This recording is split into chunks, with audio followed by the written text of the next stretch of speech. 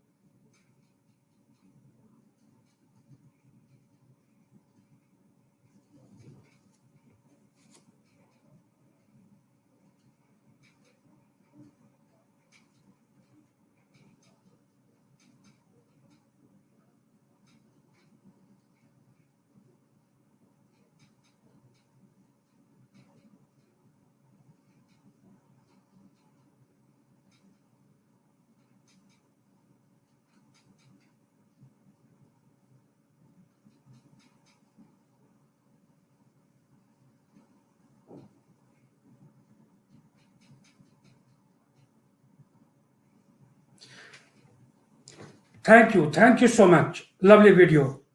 We have amongst us Mr. Karl Baz, Managing Director, Destination Canada, India GSA, to educate us about the destination.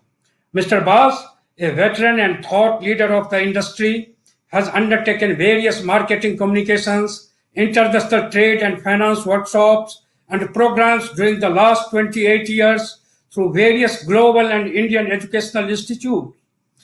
He is also actively involved as a guest lecturer on travel and tourism at various educational institutions in his home city, Mumbai. Over to you, Mr. Baz. Thank you, Murari. A very good evening to all our travel fraternity members who have joined us on this exciting webinar.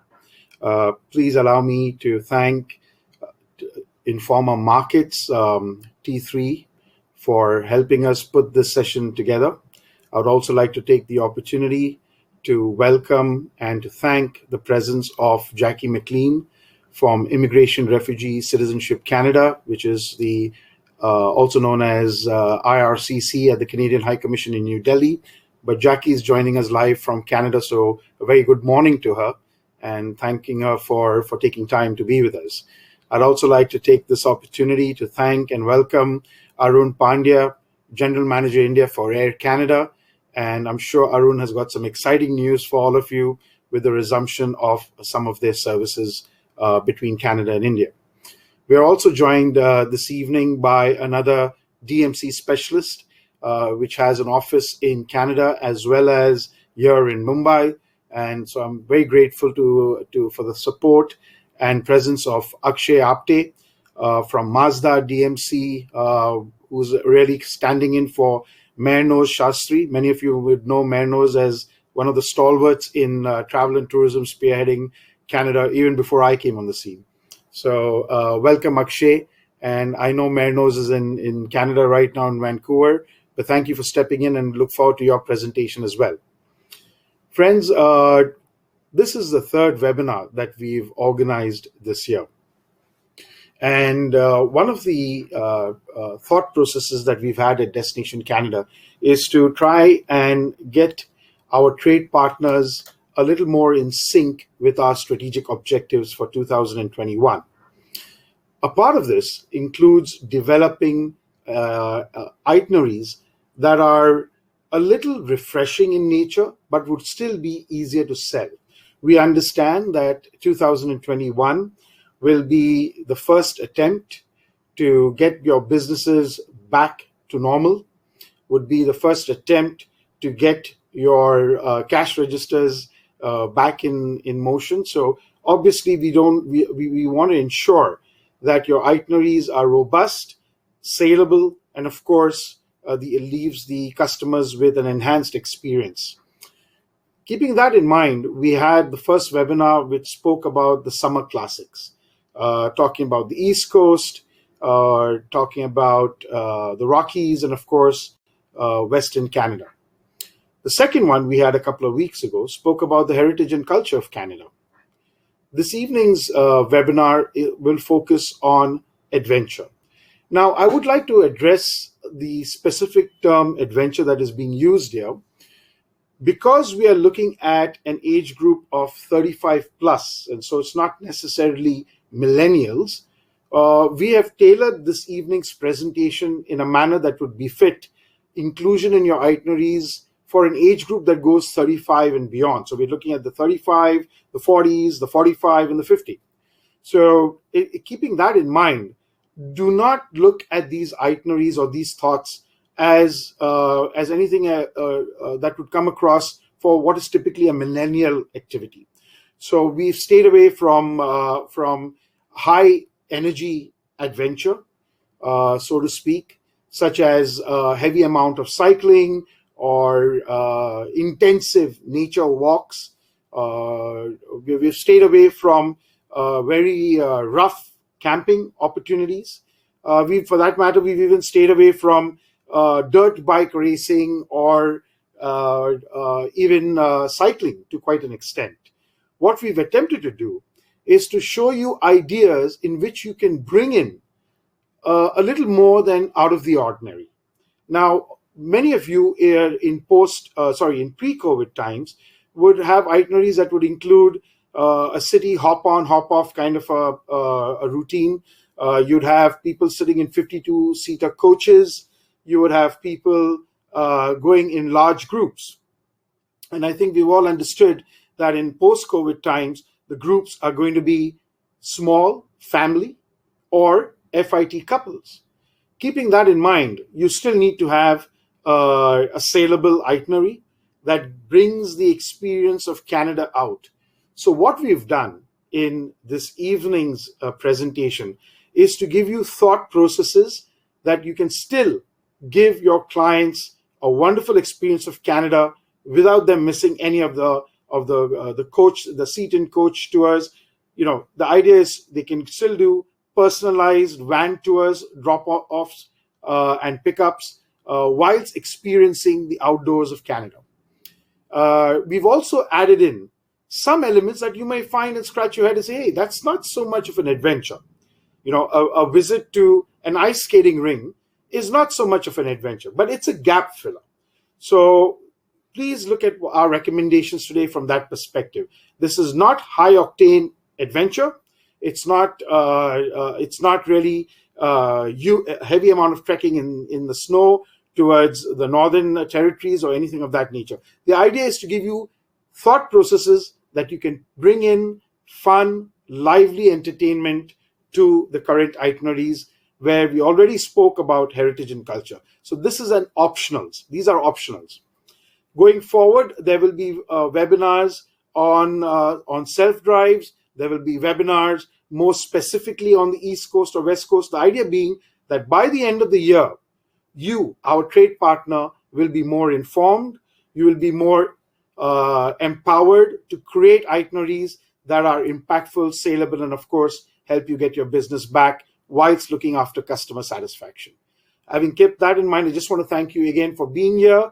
And I would like to hand over the platform to Ms. Jackie McLean from the IRCC team at the Canadian High Commission in New Delhi.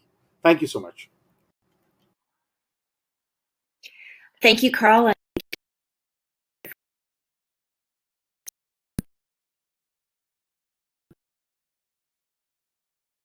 Considering the amount of changes that are happening with immigration right now. So I look forward to many more webinars in the future. This is a difficult time, I know, for the travel industry, but also for immigration, as we've had to have a dramatic shift in the travel restrictions and who can gain entry into Canada at this time. So I just want to really stress that today the information that I'm providing is for today and could change very quickly. The current travel restrictions are valid until August 31st. Only a few days from now, the restrictions may change. So we really want to stress that the information provided to you is for today. And as of August 31st, that could change. So please do keep up with information on our website and follow us on Facebook and Twitter to make sure that you get up-to-date information. So the webinar that we're going to, some of the topics that we're going to focus on are who is restricted from entering Canada at this time, the exemptions to the travel restrictions, processing changes that have happened during the pandemic, and then the conditions on boarding and mandatory quarantine. And we'll follow that by a question and answer. So do use your Q&A chat box to send your questions. We have someone that will be going through them, trying to group them so that we don't have a lot of repeat questions. And then the most burning questions will be asked at the end of the presentation. So who is restricted from entering Canada until at this time? So until further notice, most people cannot travel to Canada, even if they have a valid visa or ETA. For citizens of India, that is a visitor visa. So the next slide is who can enter Canada by right. And the folks that can enter Canada by right are Canadian citizens and permanent residents. Permanent residents require a permanent resident card or permanent resident travel document. Person registered under the Canadian Indian Act. A protected person, so someone who's a refugee, a foreign national that is going for essential non-discretionary travel, and foreign nationals who are from the United States or from another country for non-essential or non-discretionary travel. And we'll go through those in more detail. So we'll focus on the folks that hold a work permit or a study permit or have been approved for permanent residence. And temporary residents who wish to reunite with family members who are temporary residents in Canada can also seek to enter Canada but require authorization. And so we do get a lot of requests for people asking for authorization letters, and we'll go through who will be able to obtain one of those letters of authorization. So we're going through non-optional and non-discretionary. So foreign nationals who have a valid work permit and ordinarily reside in Canada. And that's actually for work permit holders as well as study permit holders. If they can show that Canada was their place of residence and that they basically were not able to return to Canada because of the pandemic, those folks are exempt from the travel restrictions. They do require things like the fact that they had been in Canada, have a residence there, And if they're a student that they were enrolled and continue to be enrolled in school, and that they, for work permit holders, if they don't have work at this time due to the pandemic, but hold a valid work permit and were in Canada before, they too can enter Canada. And so for foreign nationals who require a letter of introduction for an open work permit, that is a letter that will have been sent to them on their MyCIC account. And they can present that along with their valid visa, and their entry into Canada is considered to be essential.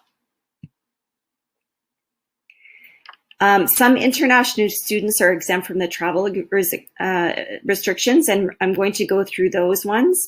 A person who has a valid study permit and was previously in Canada.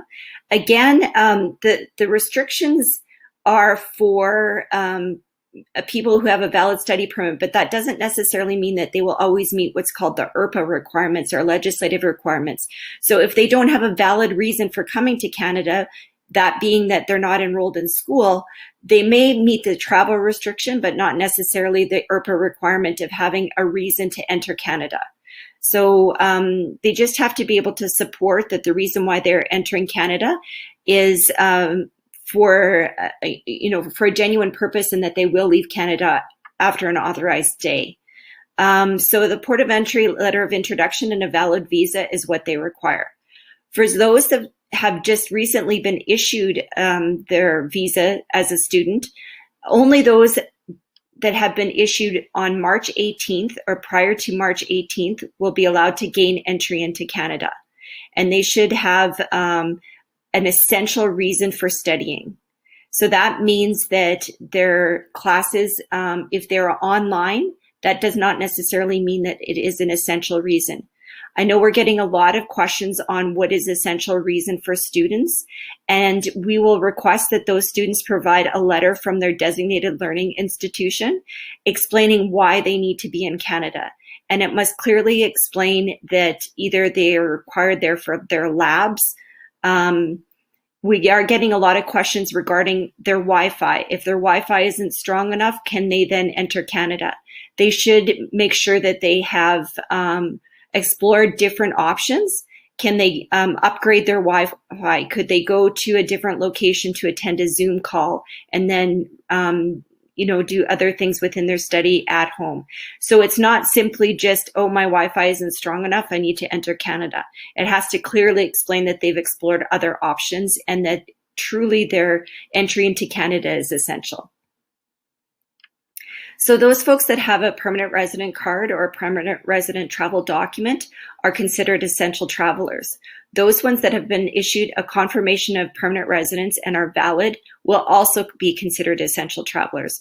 Again, right now we're receiving a lot of requests for those that have expired confirmation of permanent residence documents, and we're working hard to look at options for their entry as well. Right now, we're exploring what's called FOILless visas by providing them with an authorization letter. But we're testing it only with a few airlines, I shouldn't say with airlines, but with a few cases, and coordinating this with Canada Border Services Agency. So those folks that have a temporary resident visa are considered essential travelers if they have immediate family members that are in Canada who are Canadian citizens or permanent residents. And the people that are required or that are considered to be immediate family members are a spouse or common law partner, a child under the age of 22, a parent, step-parent, guardian, or the spouse's dependent children, or the spouse's partner or stepchildren's children. And I just wanted to kind of explain the child under the age of 22. A child that's over the age of 22 that wants to go to Canada to visit their parents is not considered, is not part of the travel exemptions. However, if they obtain a letter of authorization from IRCC indicating that their travel is essential, so say, for example, their mother or their father had a heart attack and they don't have any other family member there to assist them, those folks would probably get a letter from IRCC indicating that their travel is essential. So immediate family members of visitors, and those are the only folks that will be able to obtain a letter of authorization. So if your family member in Canada is on a work permit or a study permit, and you want to join them as the spouse of the work permit holder or study permit holder, you will require a letter of authorization, and you need to obtain that through the IRCC COVID exemption email box. If they email Delhi Immigration, we'll direct them to those folks to be able to obtain a letter of authorization. Again, if they're requiring a letter of authorization, they have to prove to IRCC that their travel to Canada is essential. If they're going to visit their spouse, they can indicate that they are wanting to live there permanently and relocate with their spouse, and that would more than likely be considered essential. But if they're going there to visit them for a short period of time, that would not necessarily consider their travel to be essential. I just wanted to flash that email address on the screen so that everyone has it. If you have people that are wanting to book flights with you and they don't have a letter of authorization and they're going to visit someone in Canada that is there temporarily, they will need to obtain authorization by emailing that email address. They will also require a valid passport and a visa as well. So if they have immediate family members that are in Canada but don't have a valid visa, we're not exempting that. They will still be required to obtain a valid visa.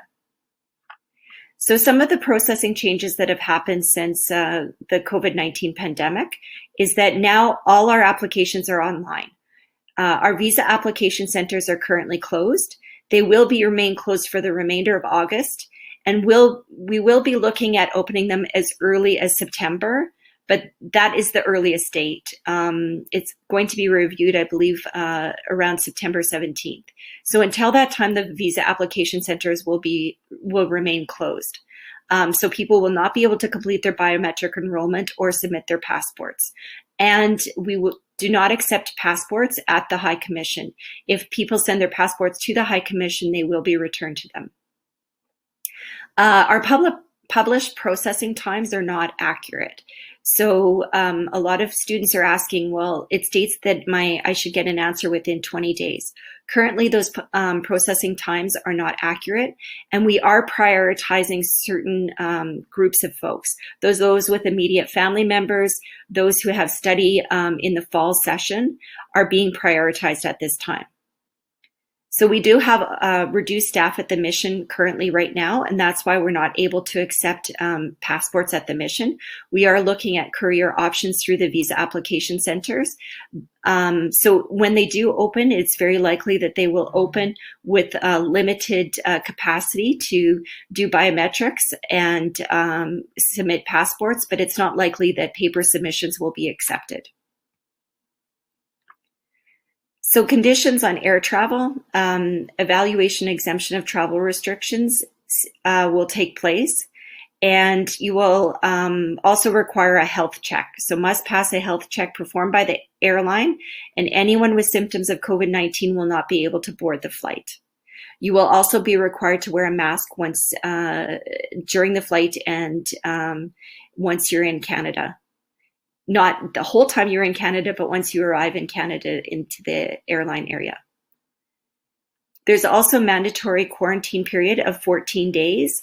And that means that prior to boarding the plane, you should have a quarantine plan in place. So who is going to pick you up? How are you going to get from the airport to your place of destination? If it is with a family member picking you up, then they have to quarantine with you as well for 14 days. If the quarantine plan includes a place in a house with other people living there, you have to explain how you will self-quarantine. There will also be a health check upon arrival and a survey. And also, if you do not abide by the 14-day quarantine period, there is a $750,000 fine that can be imposed or 6 months imprisonment. So it's very important that people have that quarantine plan and follow it. So these are our social media outlets with Facebook and Twitter, and we strongly suggest that you follow us. If you have questions, you can always email the High Commission. So with that, I will end my presentation. I'm sorry for the technical problems. It's probably from my side. I'm at my mom's house and her Wi-Fi sometimes has issues, so I apologize for that. Questions? Thank you so much, Jackie. The information you provided was indeed very useful. We all are now well versed on the visa front. There are questions for you. The first question is like, we have 5 packs in India who is awaiting to fly to Canada with a tourist visit, and the immediate family member, that is mother, holds work permit and has traveled before the lockdown.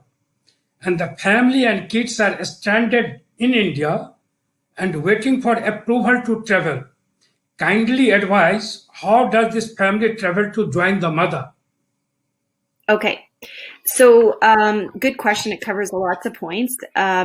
First of all, if it is a temporary resident visiting a work permit holder, they do require authorization. So they will have to email that IRCC COVID mailbox. But the critical thing there is that they indicate why their travel is essential. So have they been without their mother for a long period of time who is on a work permit? And why now do they need to travel to India? And you mentioned that, I believe you said they have tourist visas at this time? Yeah. Okay, so if they have tourist visas at this time, then they have the required immigration document. So they just have to be able to show also, outside of the authorization letter, when they get to the port of entry, they have to be able to show that the mother will be able to support them, the immigration side of it, support them while they are there, that if they are going to school, that they'll have the proper authorization for study permits, and again, once again, that they have the authorization letter from IRCC. Thank you. Another question I have for you. Can a parents of girl visit to Canada? Girl is PR in Canada with her husband and pregnant, and wish her parents to be with them during this time? Yes, parents are considered immediate family members of a permanent resident or a Canadian citizen. If they're a parent of anyone that's there temporarily, they will require authorization. But parents of somebody who's a Canadian citizen or permanent resident are considered immediate family members. What they do need to provide is proof that they are an immediate family member of a Canadian citizen or permanent resident. That means often the passport, the Indian passport that they hold, will show who their parents are in the back cover. So they should provide that. They should provide evidence that their family member in Canada is a Canadian citizen or permanent resident, so their permanent resident card or their Canadian passport. So provided that they have that information to show.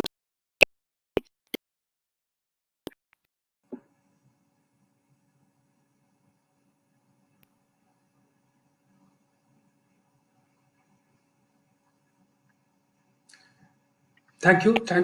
Another question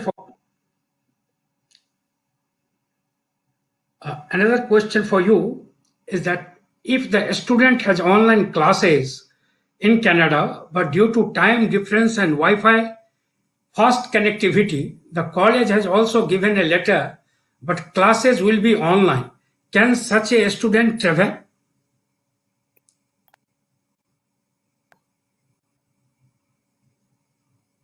Online, the students should make every effort to study online. If they were, and this is an important distinction, if they were issued their study permit on or before March 18th, they do not need to provide that their travel is essential. So if they were issued it on or before that date and they're traveling regardless of their connectivity, they should show the reason why, like why they're going and that they are in Canada for study purposes, but they don't necessarily. They have to meet other IRPA requirements as well. So it really depends on the date that study permit was issued. If it was issued after that date, they very clearly do not meet the travel restrictions. Okay, thank you. Another question is for you. Can visit visa passenger travel on a one-way ticket? No. The short answer is no. We are not. Are you talking about transit visas or just wanting to go for one? Just coming to the country. Right now, tourists are not allowed entry into Canada for tourism purposes. It's considered not essential. Okay. The next question is, I have 3 minors who want to go to their parents in Canada. Can their grandparents accompany them? Their grandparents can accompany them if, again, the grandparent isn't the key word. The key word is if they are a parent of a Canadian citizen or permanent resident. So regardless if they're traveling with their grandchildren or not, they should show that their child in Canada is a Canadian citizen or permanent resident and that they're traveling to see their child. If they have grandchildren that are accompanying them, they should also get permission from the parents to travel with those children. Okay, thank you. The next question for you, is the Canada permanent visa process going on or temporarily suspended due to COVID-19? So we are processing applications for permanent residents, but because of the fact that the visa application centers are closed, we're not able to do passport requests. So even if somebody is approved for permanent residence, we are not sending passport request letters at this time. So it might appear that we have suspended our processing. That's not the case. It's just we're limited to what types of processing we can do at this time. Thank you. The last question for you, can business travelers be considered as essential? Business travelers who have a temporary resident visa are not considered essential. So there are a few situations, and I would invite people to check the website because there's a lot of them listed. But most of them, I would say, are in the emergency activities. So say somebody that's coming to the United States to put out a fire, and they're the only fire truck that's close to Canada for that small community, that would be considered essential. So it's very specific emergency essential reasons and not necessarily just to conduct business right now in Canada.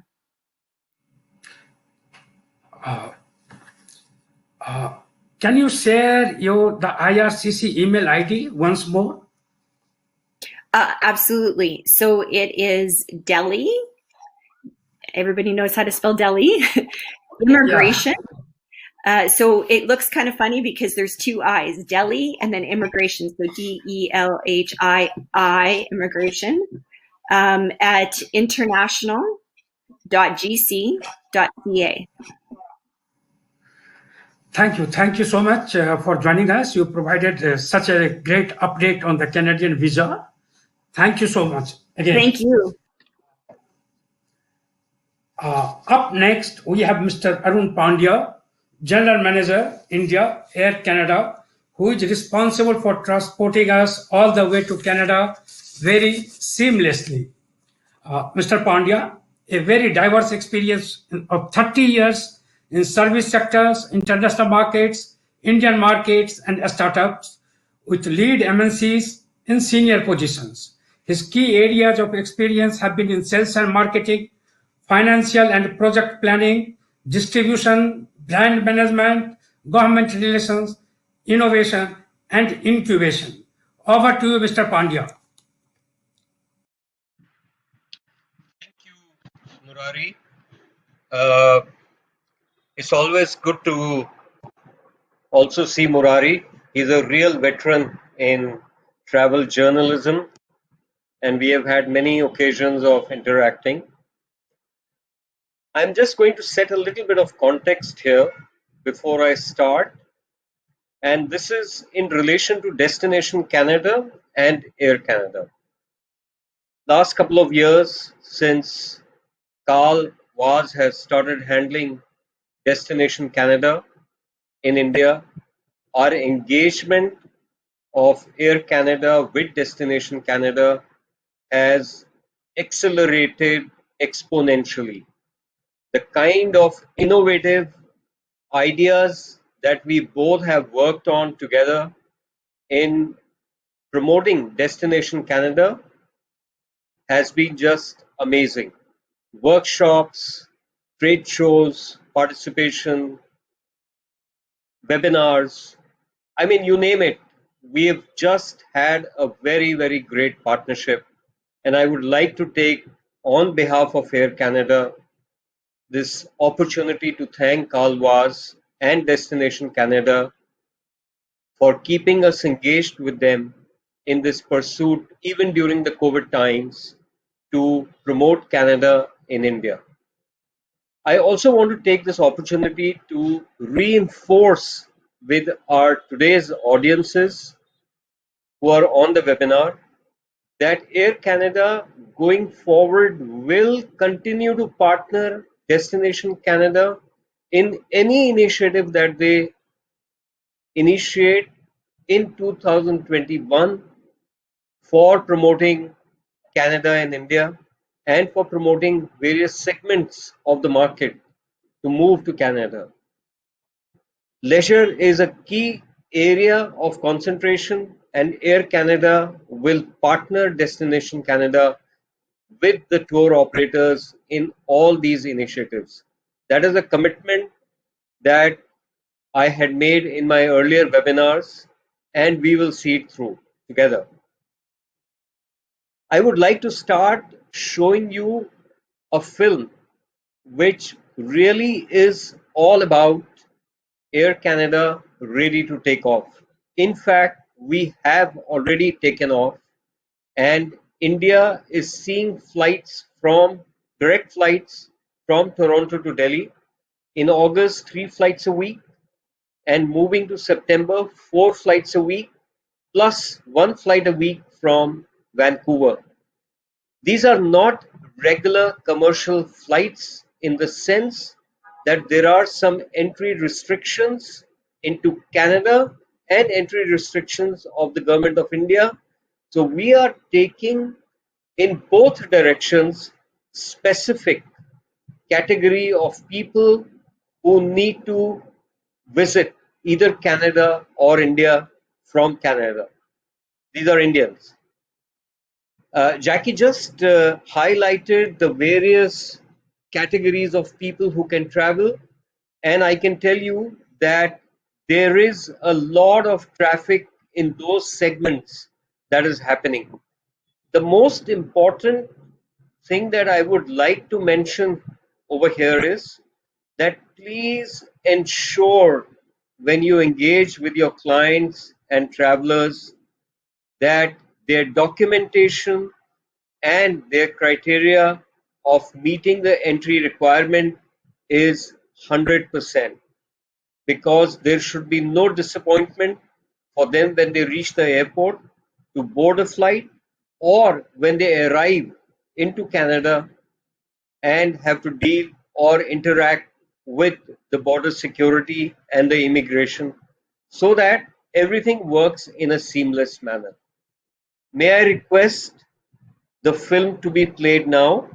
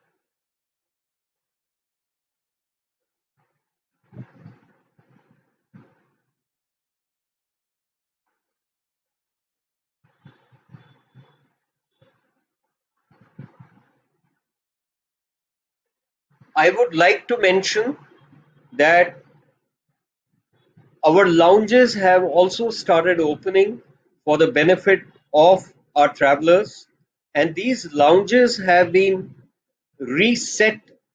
I would call it reset, because keeping the COVID-19 compliances in perspective, Air Canada has redone these lounges to take care of any safety measures that require to be done.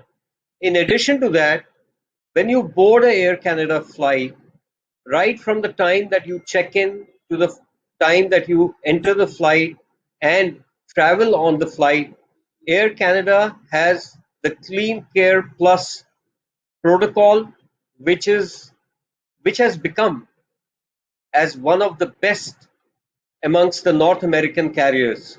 So it's something to view and see on how we are trying to work on the safety of all our travelers.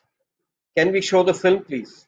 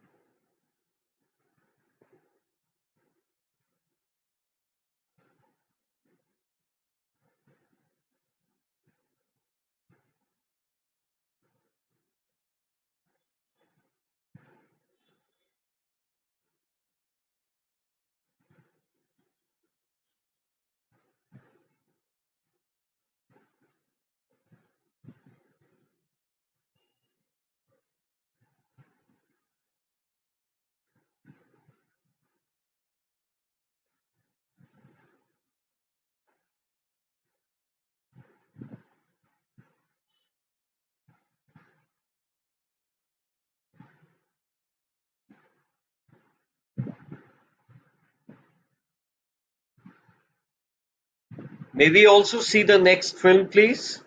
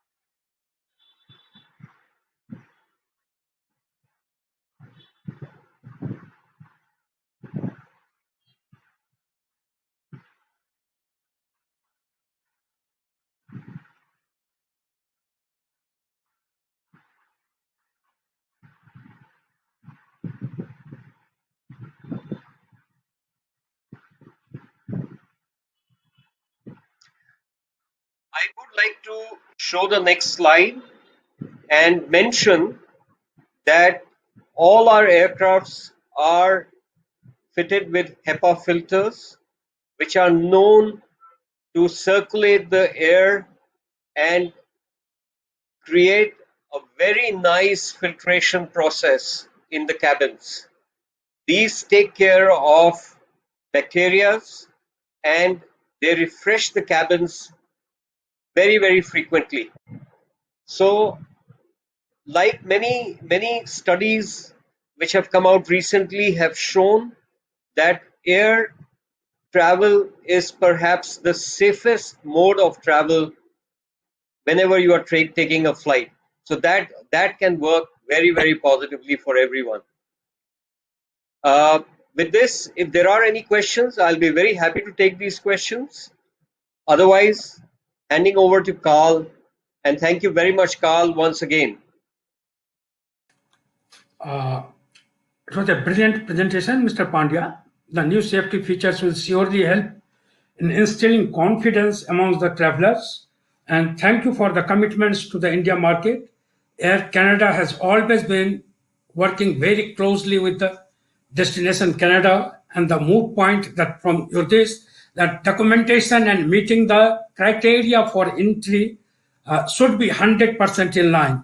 Thank you again. Let's further check out what unique products Canada has in store for us. May I please welcome again Mr. Bas to further explain about the exclusive offerings. Over to you, Mr. Bas.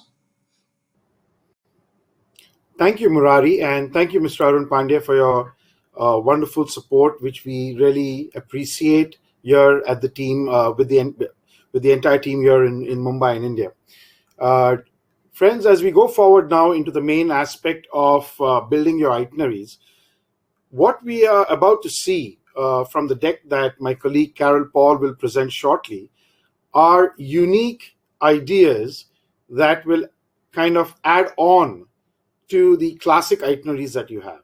If you recall, for those of you who are following our series from the beginning, you will recall that we started with summer classics as itineraries.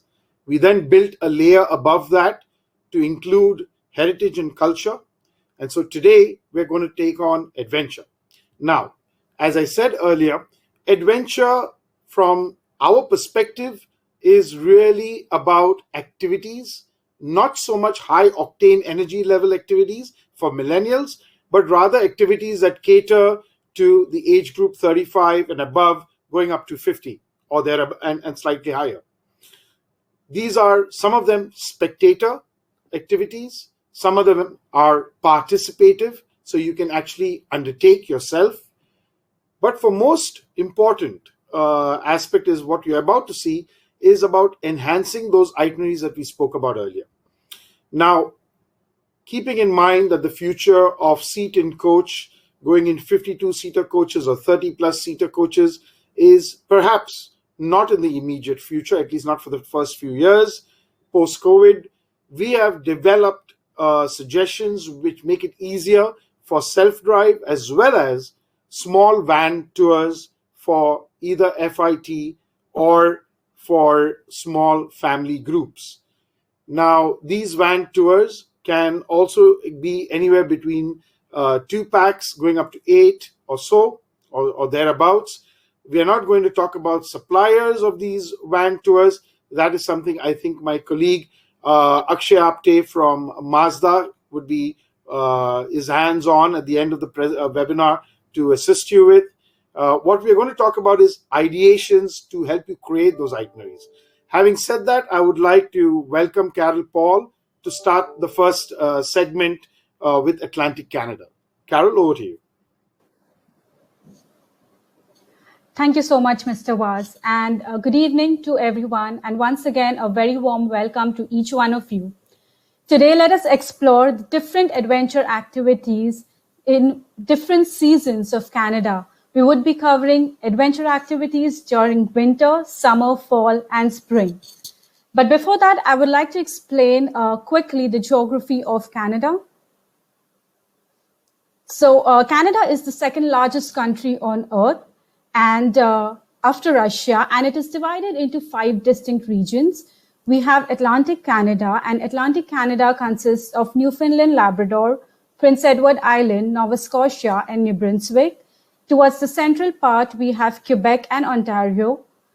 Prairie provinces consist of Alberta, Saskatchewan, Manitoba, and towards the west, we have the British Columbia.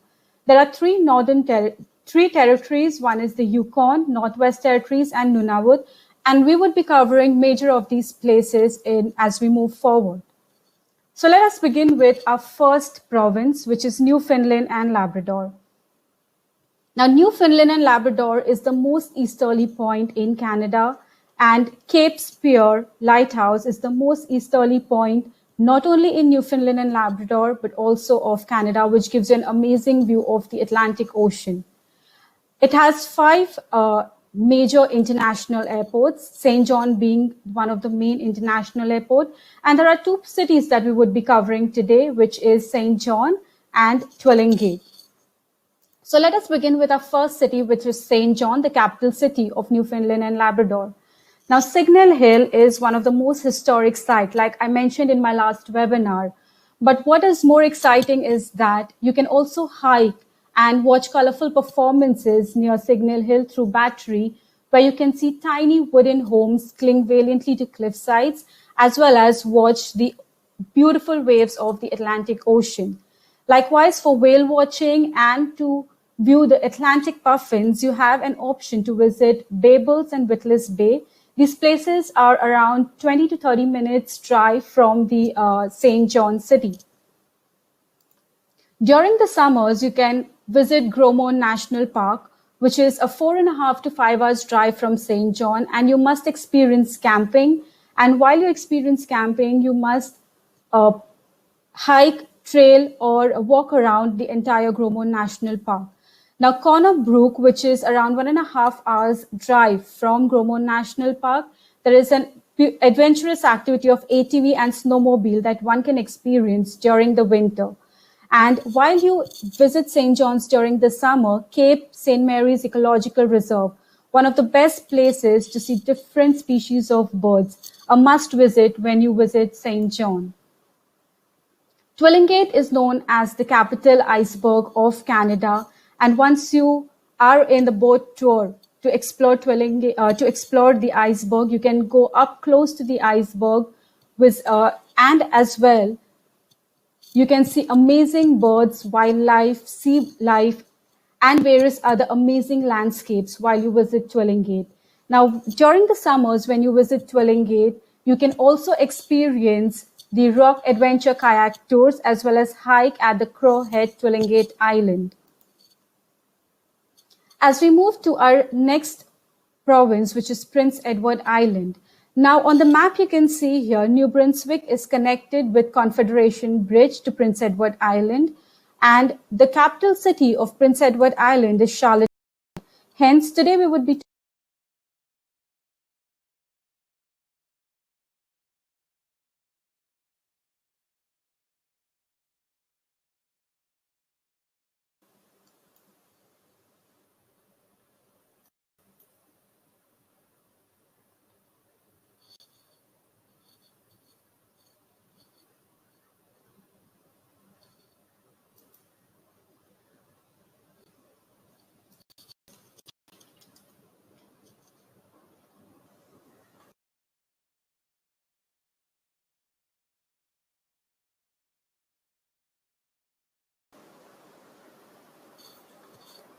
I'm sorry about the technical issue.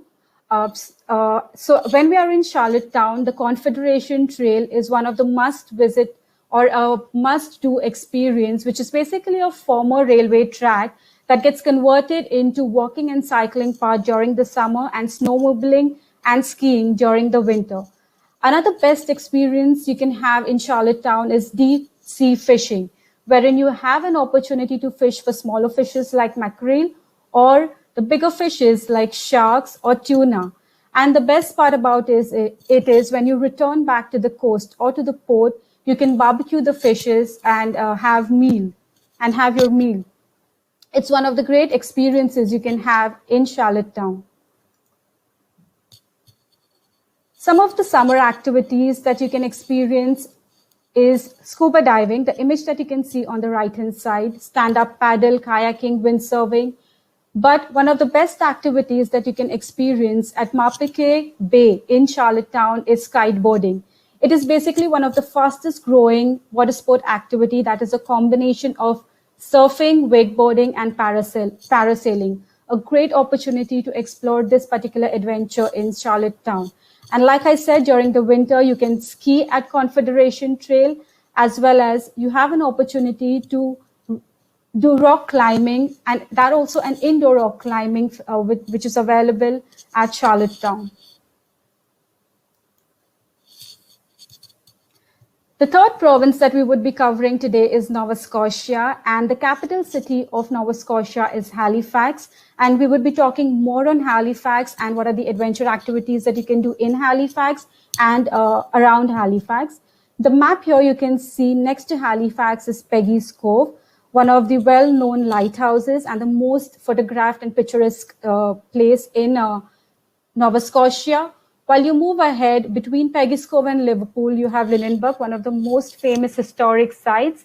And towards the right here, where my cursor is, you can stay at Bad Deck and explore the Cape Breton Island and the Cape Breton National Park. Now, Cape Cabot Trail. Cabot Trail is basically very well known for sea kayaking, biking, hiking, and various other options. And during the winter, you can opt for guided cross-country snowshoe.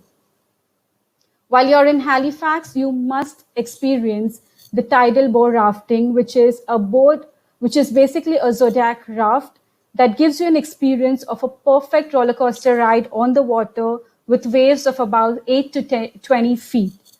And as we move forward, there are certain summer and fall activities that you can experience, like dining on the ocean floor at Bay of Fundy. One of the great experiences you can have while you're in Halifax, along with whale watching, kayaking on the Bay of Fundy, as well as the heli picnic tour. During the winter, you have an option of winter surfing, skating, skiing, and various other activities. New Brunswick is the fourth province that we would be covering in Atlantic, and the capital city of New Brunswick is Fredericton. But today we would be talking more on St. John. So St. John is right here, and we would be also talking a little bit on Moncton. So while you visit St. John, you have an option of visiting Hopewell Rocks. Again, you can also stay at Moncton and experience the Hopewell Rocks. Now, while you're at Hopewell Rocks, it's a great opportunity to see both high tide and low tide at the same day, as well as walk on the ocean floor bed during the same day. A great experience one can have at St. John. Along with that, you can also rent a watercraft or canoe and ski, and again do jet ski at the Bay of Fundy. Ice climbing is one of the great option that you have in St. John, which is at St. Martin, a 20 to 30 minutes drive from St. John. And addition to that, you can also enjoy the sleigh ride and cross-country skiing at Rockwood Park.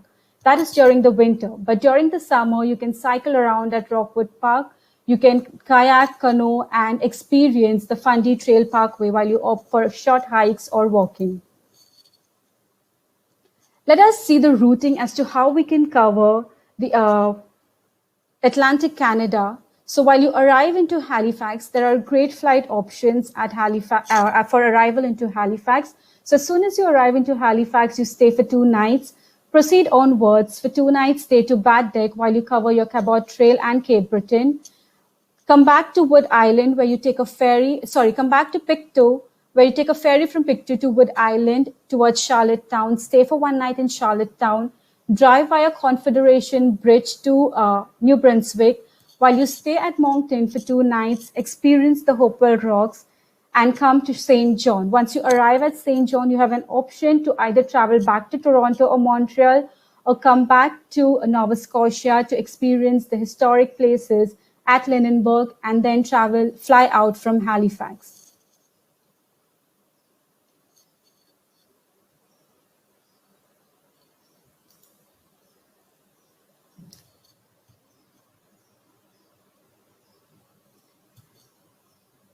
Before I could begin with our second province or the second part of the webinar, I would request Mr. Kalwas to join in and give an overview of the session, please. Thank you, Carol. Friends, I hope you had an interesting overview of what we've just shown you in terms of Atlantic Canada. Atlantic Canada as a product is not being actively sold in the Indian market, and what our attempt today was to give you a quick itinerary that you can do as an add-on to the East Coast. So whilst we have or there will be direct flights between India and Toronto on Air Canada, as well as our national carrier, you will have the opportunity to also add on Atlantic Canada to the East Coast itinerary. So what Carol has just presented is in a way an optional add-on. What you can also look at is how to merge the Atlantic experience with even what we are about to give you, and that is the East Coast, which is Quebec and Ontario. Now, when we look at Quebec and Ontario as provinces in this segment of our training, you will realize that we are trying to take you to some of the more hidden jewels, I would say, in both of these provinces. Previously, we spoke about Thousand Islands. We spoke about the Rockport tours in our previous webinar. We spoke about going towards Niagara on the Falls, beyond just Niagara, Niagara on the Lake. My apologies. We had spoken about Niagara on the Lake, beyond Niagara on the Falls, in terms of the attractions in that area. We've also spoken about the various items that people can do from a heritage and cultural aspect in cities such as Ottawa, which is the capital city of Canada, in addition to Montreal and Quebec City in the Quebec province. Now, what we are going to do over here in the second segment is to give you thought processes on how you can enhance those itineraries. So, Carol, if you can take us through some of the unique features that we have now for the provinces of Quebec and Ontario, please. Sure, sir. Thank you. So let us explore Quebec and Ontario. I would like to begin with the Quebec province. Quebec is known as a French-speaking province, and the highlight of Quebec is the St. Lawrence River. There are great adventure opportunities at the St. Lawrence River as well. So there are three major international airports that connects with Quebec. One is the Pierre-Elliott International Airport, the Mont-Tremblant, which is again an international airport, and the Jean Lesage in the Quebec City. Two major cities that we would be covering is the Quebec City and Montreal. Now, a great opportunity to experience the zip line at Montmorency Falls. And in addition to that, you can also experience cable car via Ferrata at the Montmorency Falls. Jacques-Cartier National Park is very well known for wildlife. Hence, you can walk around or hike at Jacques-Cartier National Park. Also, you have an option to canoe, kayak, and bike at Parc National de la Jacques-Cartier. That is during the summer and fall. Now, when it comes to winter, usually you combine your 2-night stay of Quebec City with the Ice Hotel Canada, a great experience that you can have while you are staying at Quebec City during the winters. So Ice Hotel is something that you must experience when you are in Quebec City. You must visit the Canyon Saint Anne for cross-country skiing. There are various other winter activities like skating, dog sledding, ice fishing, and winter via Ferrata. As well as you must visit the Quebec Winter Carnival, a great place to see different varieties and culture of Quebec that it has to offer during the winters. The second city in Quebec province is Montreal, and Mount Royal Park is a great destination during the summers as well as during the winters. So during the summers, you have an option to barbecue, bike around, and watch live concerts, while during this winters, you have an option of tubing, snowshoeing, and skating. The image that you can see on the right-hand side is the image of the skating. And when it comes to connectivity, from Montreal, it's a 15 minutes drive to Montreal Trudeau International Airport. And from Quebec City, it's a 3 hours drive. Now, Île-de-Boucherville National Park is again one of the great places for camping and golfing in Montreal. You must also experience hiking, biking, canoeing, and kayaking at Île-de-Boucherville while you visit there for camping. And that's during the summers. And during the winters, you must experience the skating on the magnificent Mount Royal, experience snow tubing, snow scooters, winter archery, a great place for adventure at Wallace Adventure Park. And while you are in Montreal, you must also experience ice skating next to the Saint River on the Old Port. As we move to our second province of the central part of Canada, which is Ontario, there are 5 major cities that we would be covering, which is Niagara Falls, Toronto, Ottawa, Algonquin Park, and Blue Mountain Resort. 2 major international airports that connects you to Toronto is Toronto Pearson International Airport, and to Ottawa, it's the Ottawa MacDonald International Airport. Toronto, as we all are aware, is the gateway to Canada from the East Coast. Now, while you experience the Hornblower Cruise in Niagara Falls, the Niagara Whirlpool jet boat ride is a must-do adventure activity while you are in Niagara Falls, and the zip line towards the falls. It's a great experience wherein you travel down pass the American Falls, and arrive at the observation deck on the Horseshoe Falls. And in addition to that, you can also experience the journey behind the falls. Niagara-on-the-Lake has great winery tours to offer. The Skyline Tower is again the highlight of Niagara Falls. But during the winters, there are these activities that are still available and operational, like your journey behind the falls, Niagara River Parkway, zip line to the falls, and you must experience the ice wine while you visit Niagara-on-the-Lake. Niagara-on-the-Lake is one of the most prettiest town in the province of Ontario, so hence it should be included in your itinerary. Now let us see a short video of Rahul Jagtiani and his experiences at Niagara Falls, which was hosted by Destination Canada.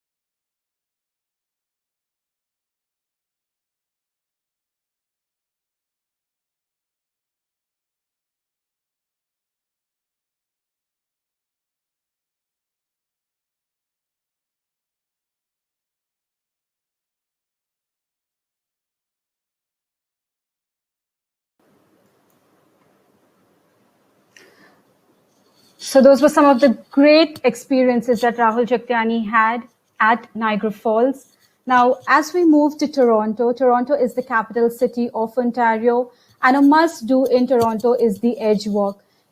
Now, this is basically an exciting adventure activity wherein you get an opportunity to trek around the circumference of the restaurant and become a part of the skyline while you are in the most well-known landmark of Toronto. Albion Hills is one of the places where you can opt for camping. And while you are in Toronto, you must experience fishing at Lake Ontario. So it usually starts from Port Credit, and you get an opportunity to catch big salmon fishes when you are fishing at Lake Ontario. And Toronto Heli Tours, there are various packages of Toronto Heli Tours and exclusive as well as elite packages that one can have at Toronto Heli Tours, where they experience the helicopter ride. Skydive at Toronto, which is again another 30 to 40 minutes drive from the city, is a great option. And I Fly to Toronto, which is an indoor skydiving activity.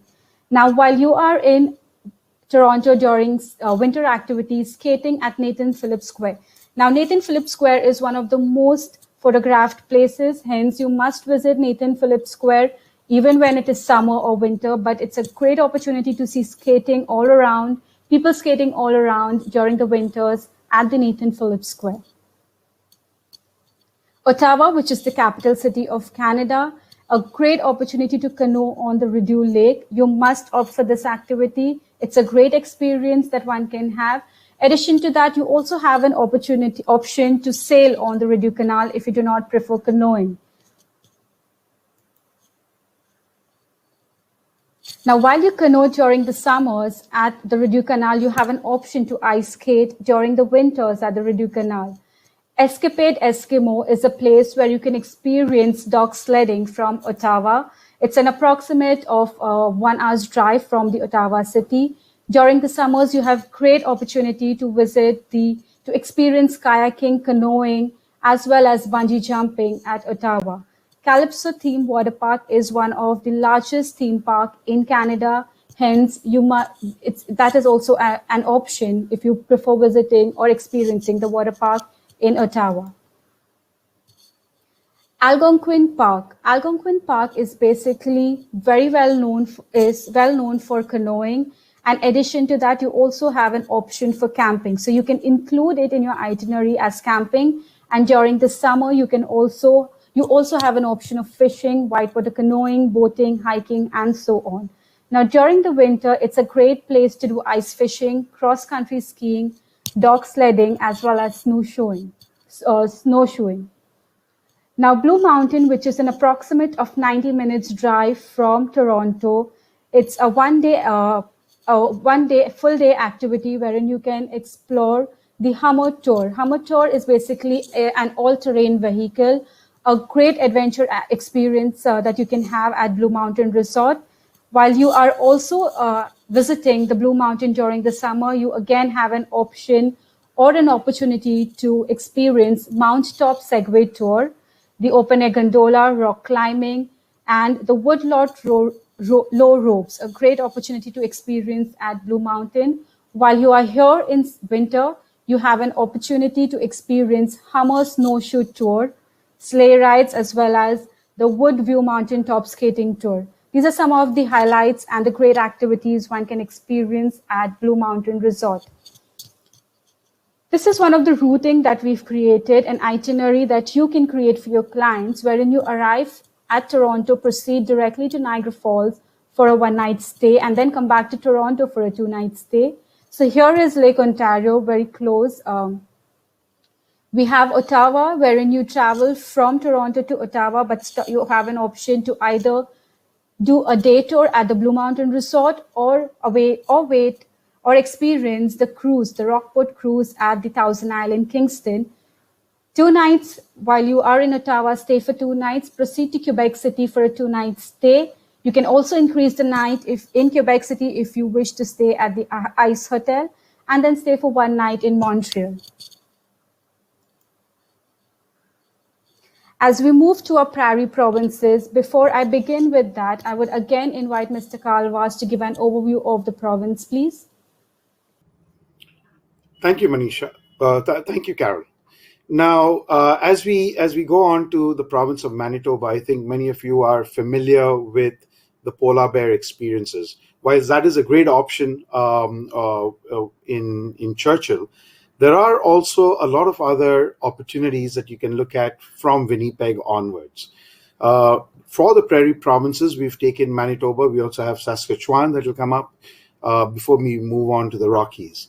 I think what is important for you to understand from an itinerary perspective and why we've taken the province of Manitoba and Saskatchewan is that in case you feel that your customer is not looking at the Atlantic coast with New Brunswick, Newfoundland, Labrador, if they are not predisposed to the Atlantic side or activities, whether it is sitting on a boat, whether it is going fishing or lobster hunting and so on and so forth, right?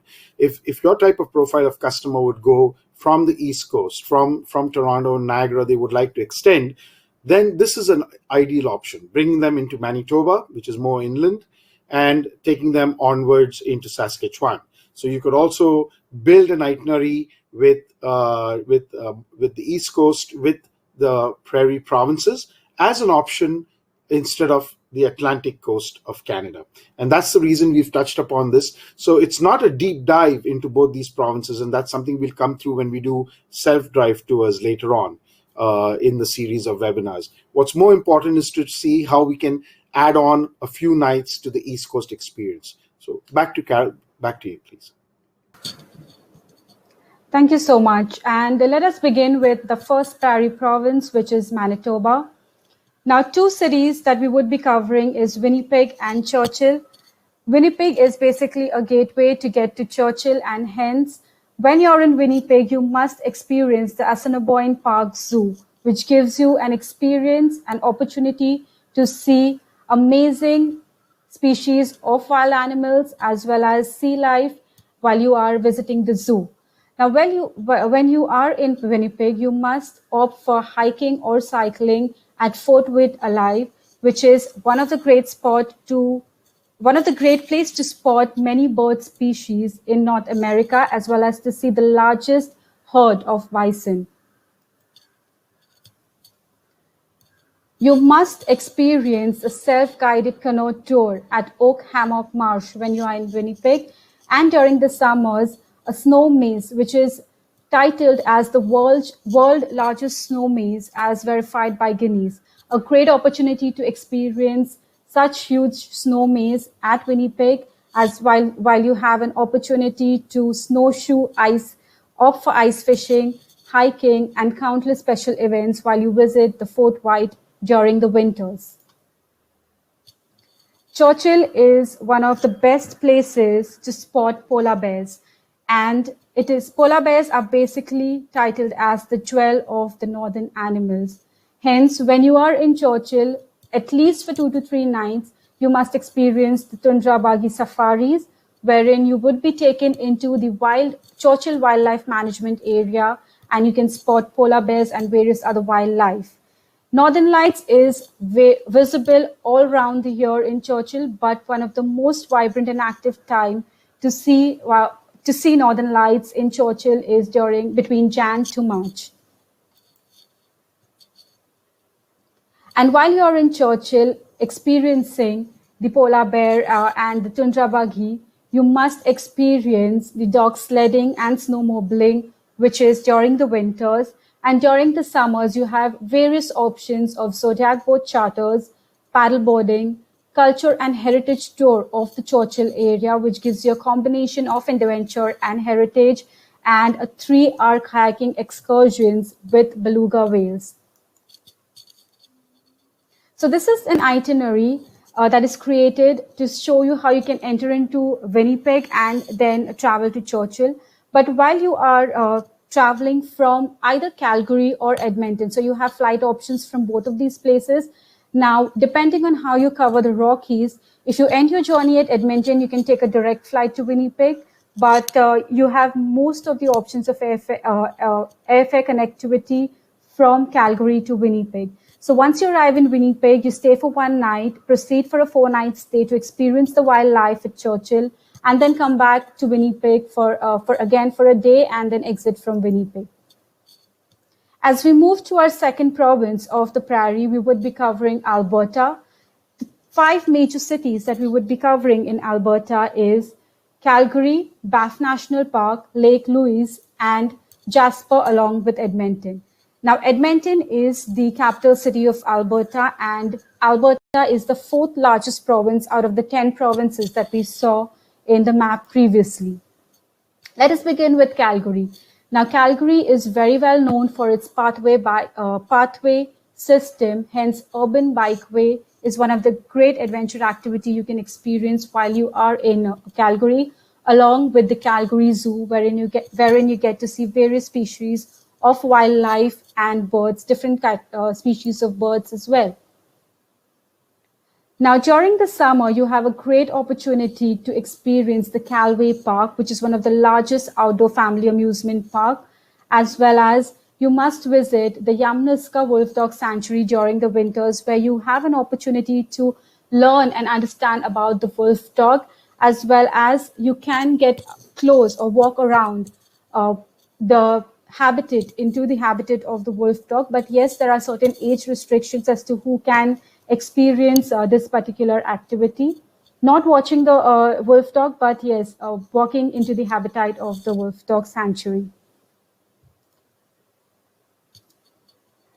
As we move to the next city, which is Banff, you must experience the Banff Gondola ride, which goes up the Sulphur Mountain, an amazing top view of the entire town, the Rockies, and an amazing experience that you can have while you are in Banff. During the winters, especially post November or December, if you're lucky, you have a great opportunity to view the northern lights at the Vermilion Lakes, a great place which is an approximate of 1.5 hours drive or 2 hours drive from Banff town. During the summers, you must experience the Mount Norkie via Ferrata, a great adventure activity that one should experience when they are in Banff, fly fishing on the Bow River, rock climbing at the Yamnuska Mountain. Great adventure activities to experience in Banff during the summer. And during the winter, you have Johnston Canyon Ice Walk guided tour, as well as Johnston Canyon ice climbing, two of the great adventure activities that you can experience during the winter. Addition to that, ice fishing, which usually takes place between December and April, as well as snow showing at the Banff Sunshine Village. Now, as we move to Lake Louise, during the summers, canoeing at Fairmont Chateau Lake Louise is the best experience that you can have. But during the winters, you can ice skate on the Lake Louise, a different experience altogether. Iconic way to see Lake Louise is on a horseback ride. You can also opt for hiking, walking at the Moraine Lake, while you have an option of a very short hike from Lake Agnes. So it's an approximate of 3-kilometer round trip hike at Lake Agnes, a great opportunity to explore the mountains while you walk. Ice skating, like I said, on Lake Louise. Another best thing is you must experience the Ice Magic Festival, which is usually held in January. So in case if any of your clients are planning to travel in December or January, you must ask them to experience the Ice Magic Festival at Lake Louise. With this, I would be playing 2 short videos which will highlight the dog sledding and sleigh ride at Lake Louise and Banff.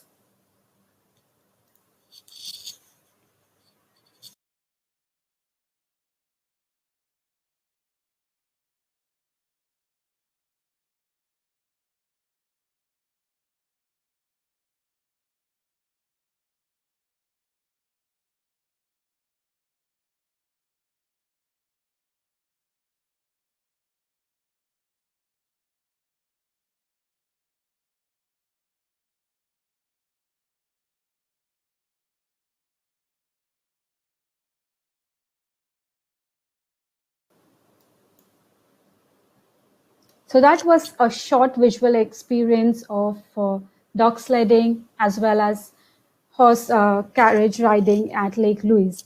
Now, when you are in Jasper National Park, Columbia Icefield Tour as well as Whitewater River rafting is the 2 must-do adventure activity at Jasper National Park. But what I would also like to highlight is Jasper National Park is the world's second largest place for dark sky preserve.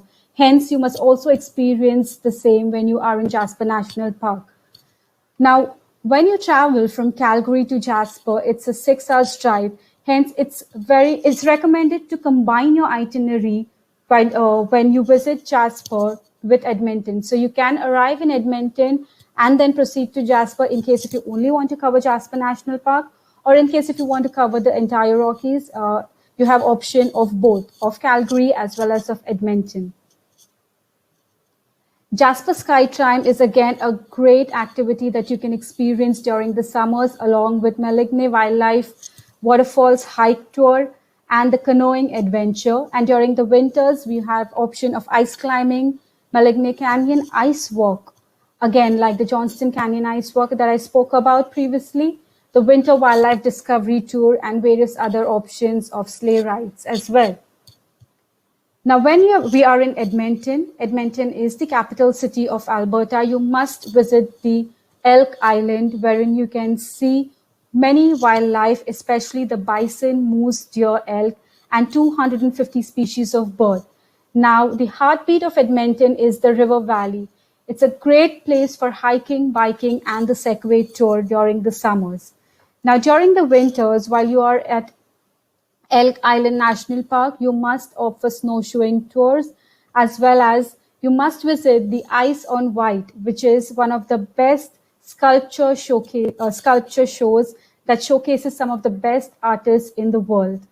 During the summer, you must experience the canoeing while you visit the wildlife, while you go to experience the wildlife at the Elk Island National Park.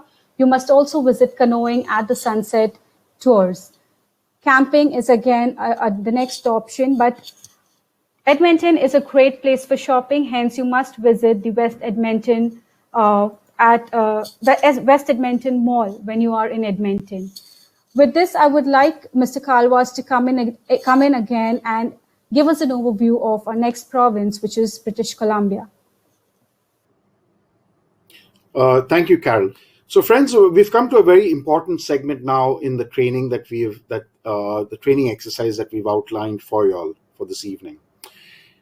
Many a times there are travel trade members that approach us and say, is it possible to do the East Coast with the West Coast and to do a kind of an open jaw ticket, especially since we have Air Canada direct flights into Toronto and also into Vancouver from Delhi. Keeping that in mind, we've come up with a few suggestions that you can merge the East Coast itinerary that Carol spoke about earlier, where we had Niagara, Ottawa, Montreal, and Quebec City. You can merge that with this experience, which is British Columbia. However, that's only option one. Option two is that you treat the West Coast of Canada as a complete different experience. Now, when we talk about the East Coast of Canada, that's really more of the Atlantic side of Canada. The weather on the West Coast is completely different because obviously on the West Coast we have the Pacific Ocean and its environment. When you bring clients into British Columbia and they arrive in Vancouver, if this were to be treated as a separate itinerary, what you can do is plan an entire visit, not only to Whistler and Victoria, but also include Kamloops and Kelowna. In the previous webinar that we touched upon a few weeks ago, we spoke about Kelowna, which is a wonderful wine region of Canada. We spoke about Kamloops and the heritage and culture of Kamloops. What we're going to do this evening is to take you through some of the soft adventure aspects of British Columbia. And then instead of just breaking, I will ask Carol to continue because we're running short of time, is to take you straight on through the Yukon and the Northern Territories as an explanation so that you can actually create itineraries that merge the Northern Lights experience and all the other winter activities or the fall activities with a visit to British Columbia. Having said that, I'll hand this over now to Carol, please. Thank you so much. And let us begin with our first city of British Columbia, which is Vancouver. Now, Vancouver is a gateway from the West Coast and is very well known for Capilano Suspension Bridge. But one of the best experiences that you can have at Vancouver is the Harbour Air Flight Seaplane. You have an option of a 10 minutes or a 20 minutes fly, a great opportunity to see Vancouver from the top. You can see the downtown of Vancouver, the Stanley Park, and various other beautiful sites that Vancouver has to offer. Another beautiful place that we've added here is the Tofino Vancouver Island. So you can cover your Vancouver with Victoria and Tofino Vancouver Island. It is known as the Surfer's Paradise, a great place to do surfing and various other activities like fishing. Let us play a short video of Rahul Jagtiani and his experiences during the summer in Vancouver.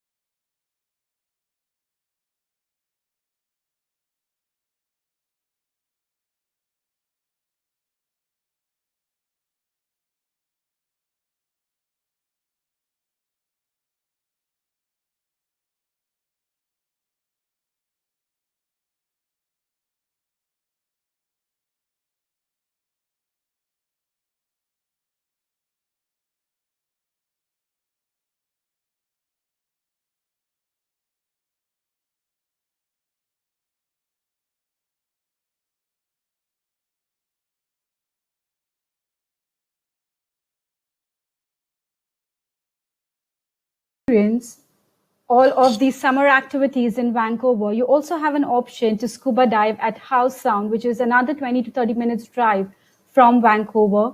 And during the winters, like you've seen during the summers, the site of Grouse Mountain. So you have an opportunity, or you can experience snow showing at Grouse Mountain during the winters, as well as there are various options of ice skating at Robson Square.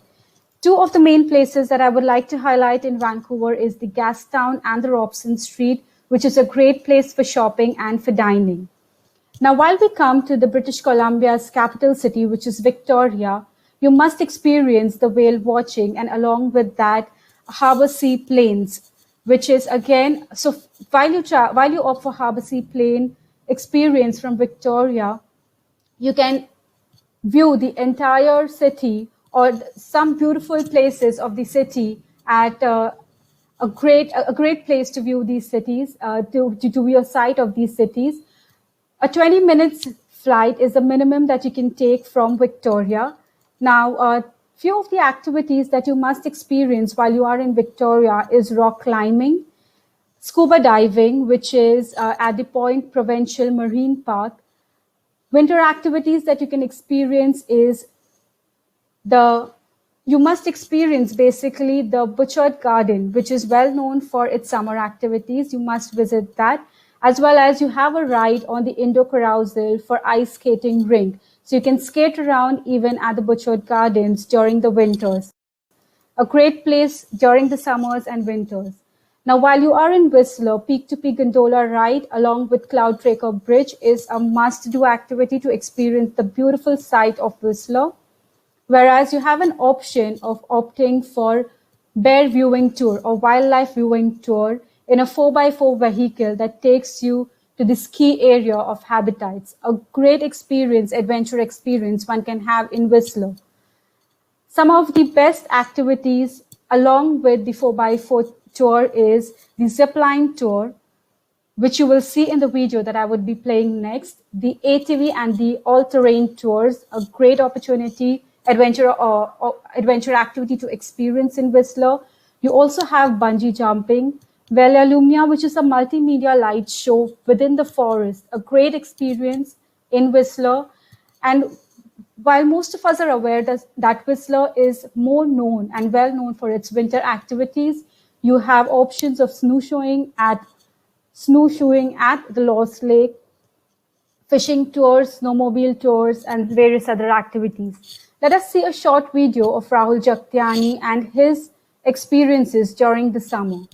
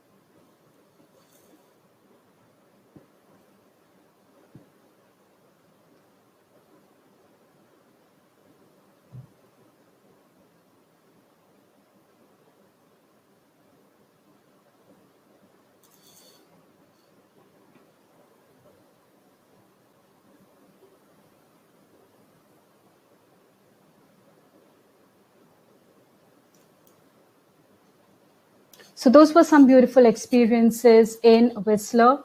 While we move ahead to Kamloops is very well known for its Sun Peaks and Sun Peaks for its winter activities.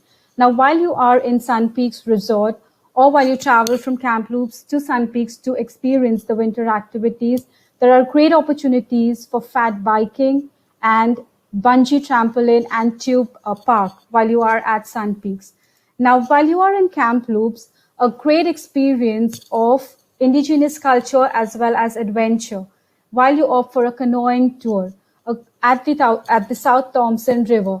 It's a great experience that you can have, a combination of two experiences that you can have while you opt for this particular tour.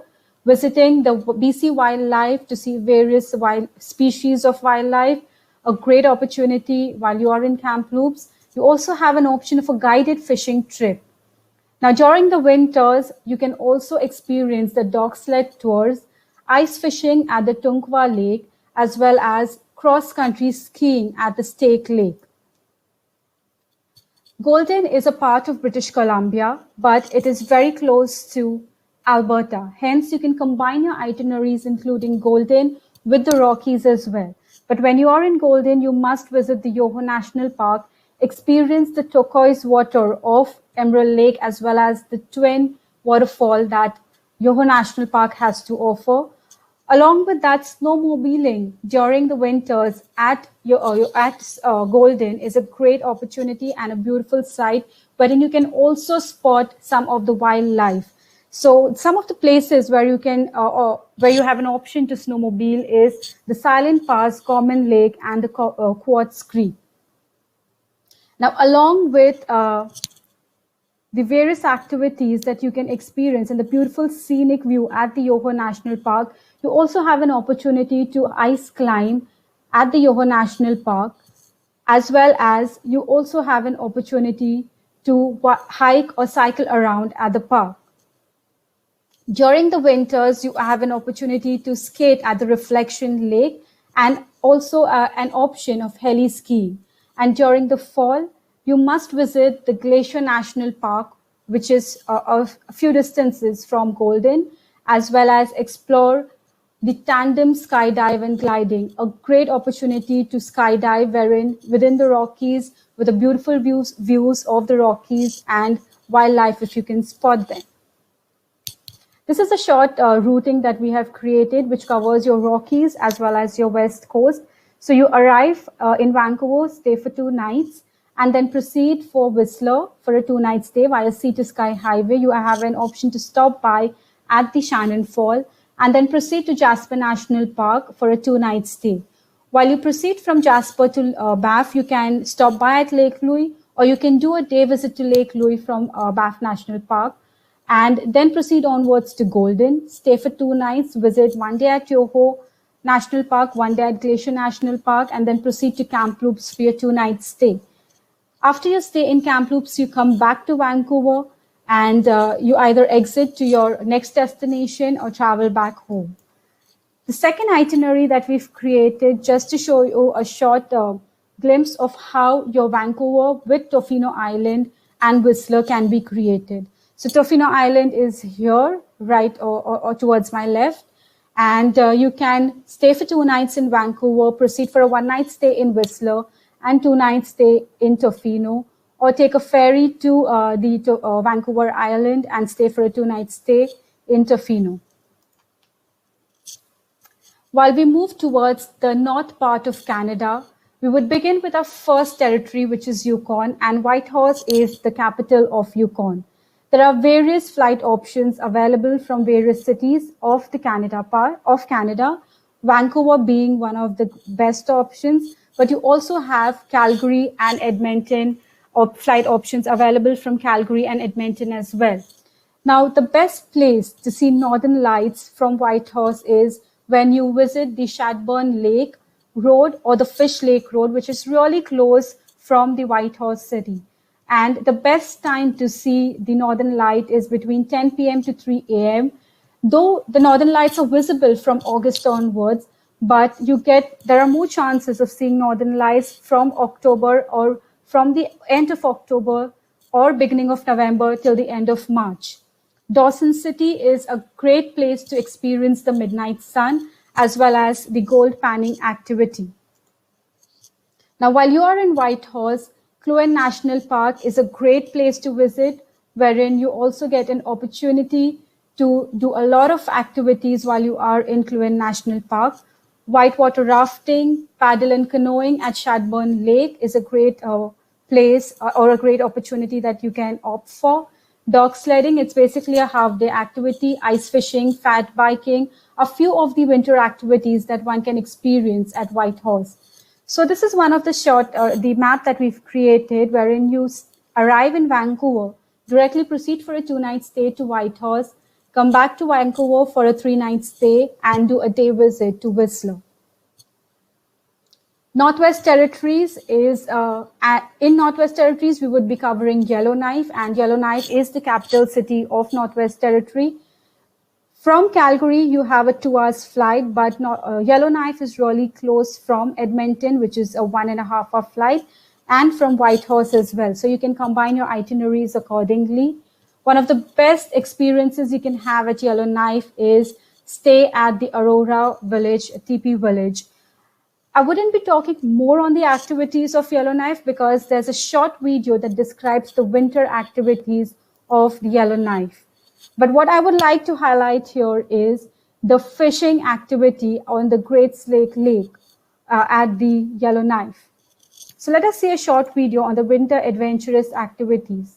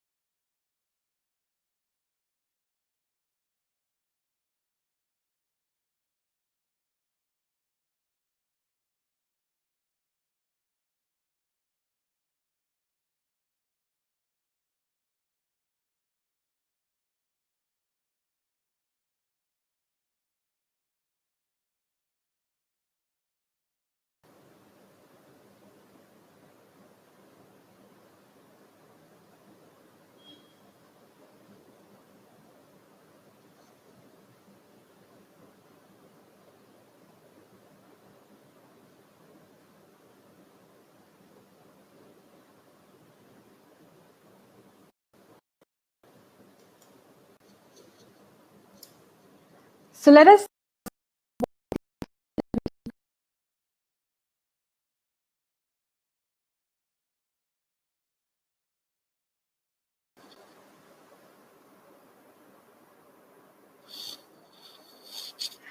explore the itinerary wherein you can cover Canadian Rockies as well as Yellowknife.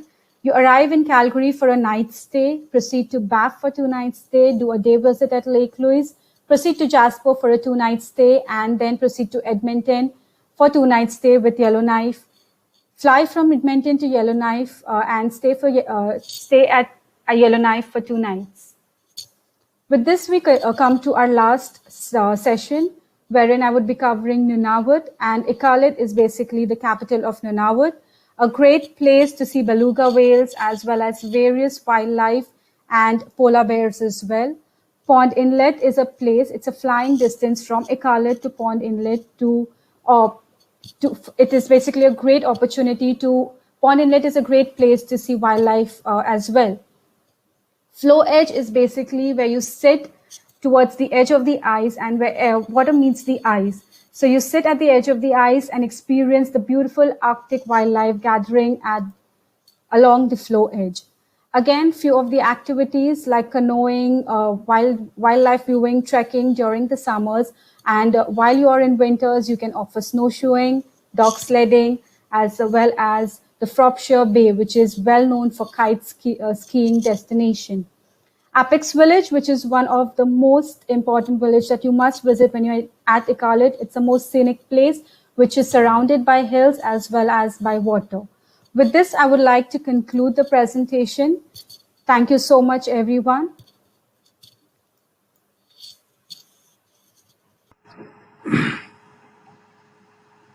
Thank you, Carol. It was a lovely presentation. Carol, I have 2-3 quick questions for you. Yeah. So Yes. the first question is regarding the province. Which is the best season for adventure activities in Atlantic Canada? So, like we've gone through major of the activities, even during the summer as well as during the winter, the best time to see Atlantic Canada would be during the summer. But again, during the winter also, it's a great time to visit Atlantic Canada. You can see beautiful wildlife. You can visit Twilling Gate, get up close to the iceberg, as well as do a lot of various other activities. You can also visit Newfoundland and Labrador. Like we may have not covered it in our map, but it is again a great opportunity to visit Newfoundland and Labrador while you cover Nova Scotia as well as with New Brunswick and Prince Edward Island. Thank you. The next question is, how many days itinerary do you suggest for a mature adventurer traveler group for the Quebec City?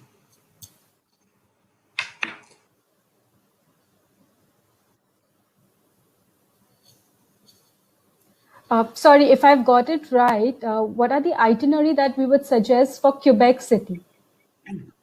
No, for how many days? Okay.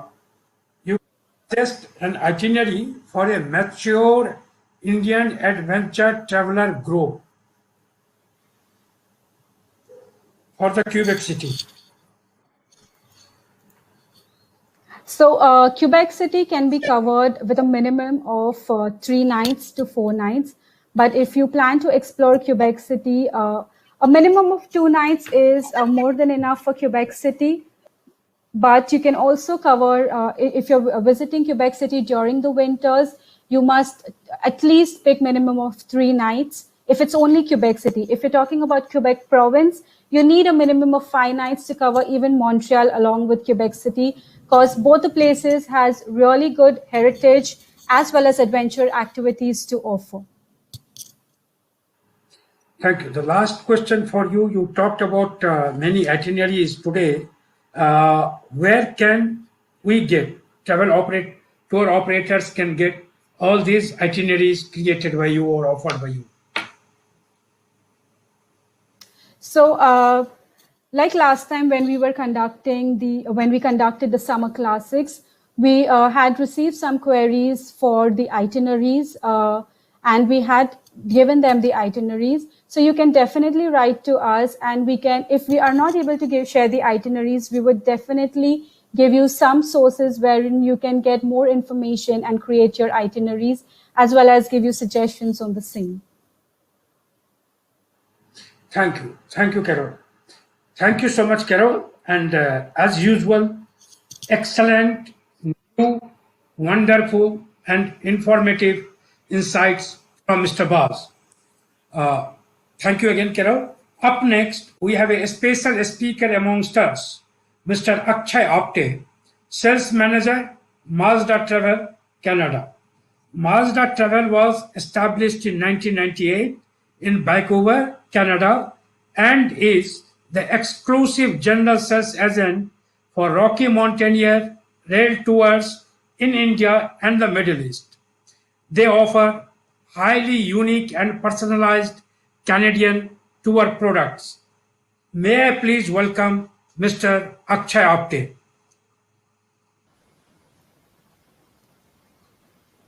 Hi, good evening. Thank you, Mr. Murari, for a brief introduction of our company. Good evening, friends. Finally, we are to the last leg of the presentation, and firstly, would like to thank Mr. Karl Vaz and his team, Mr. Arun Pandya and his team, and of course the Informa Markets for bringing this together. And we would also like to thank Jackie for her insights and important information on visa restrictions for Canada as of now. Before we start, we would also like to thank all our travel partners for making this journey equally beautiful, and they are keeping no stone unturned to make this journey much more exciting and adventurous. Today, we would like to share some insights what Mazda plans to offer you all for coming season. So as you see on the screen, we have a theme called Discover Canada Like Never Before.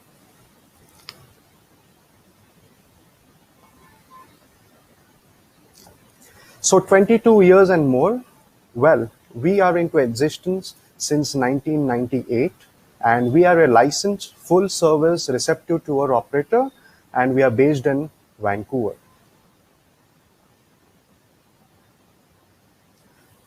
Our experience, we have been serving needs of Indian travelers over the years and catering to more than 1,500 agents across India. We have a dedicated sales and operations team in Mumbai, and we would definitely help you in framing the itineraries for Canada. We understand the need for quality, and you can count on us for value and reliable services.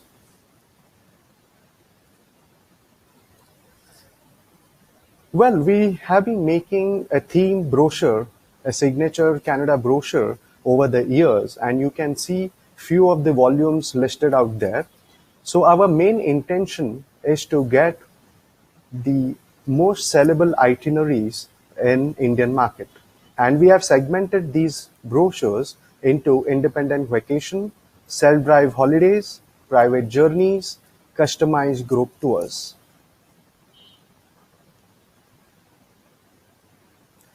This is how our new brochure looks, and it goes with today's theme, that is adventure. Okay, so we have also featured a theme image, that is whitewater rafting adventure activity that one can do in the Canadian Rockies. That has been the image of our brochure. That is the main theme of our brochure. And our brochure not just talk about the regular itineraries. It also talks about what else you can do apart from the regular itineraries. I think Carol in her today's presentation has touched upon maximum unexplored activities that one can offer in Canada. Moving forward, apart from the regular itineraries, what Mazda is doing is we have 20 pages of our brochure dedicated only for the adventure activities. We know most of our passengers are already doing the regular Eastern Canada, the Western Canada, but we would definitely love our passengers to also opt for the adventure activities in Canada. So that is the reason we have opted like 20 pages of our brochure only on these activities.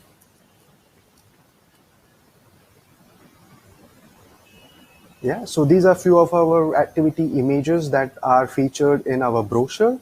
And we are also well versed in the rail tours of Canada. So we are the exclusive GSA for the Rocky Mountaineer Tourist Rail in Western Canada. And we also offer packages based on Via Rail.